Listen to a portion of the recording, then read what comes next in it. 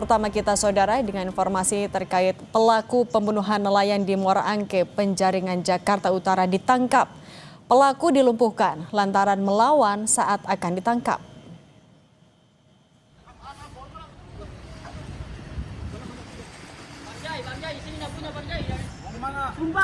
Inilah detik-detik penangkapan Muhammad Yusuf alias Ucup, pelaku pembunuhan seorang nelayan di kawasan Pelabuhan Perikanan Muara Angke, Penjaringan, Jakarta Utara.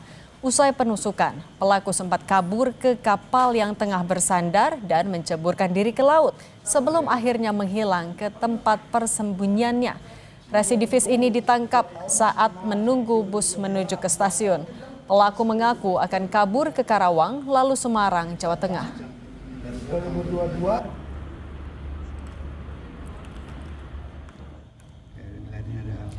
Sebelumnya, detik-detik rekaman CCTV memperlihatkan pelaku melarikan diri ke arah kapal usai membunuh korban di sebuah warung. Awalnya pelaku dan korban terlibat cekcok berujung perkelahian yang menewaskan korban. Polisi menduga motif pembunuhan dipicu oleh masalah asmara. Jadi pada saat kita lakukan penangkapan di situ memang ada kekhawatiran kami terkait dengan pelaku ini memiliki histori residivis ya, di mana di tahun 2020 pelaku ini juga sempat masuk penjara terkait dengan kasus kepemilikan senjata tajam. Kemudian di 2022 juga sempat masuk penjara lagi terkait dengan kasus pengeroyokan.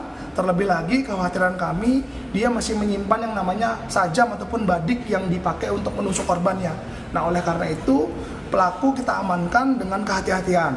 Hanya saja memang dengan sifat pelaku ini memang berkali-kali ya di situ saat dilakukan proses pencarian pengamanan memang sempat ada pemberontakan.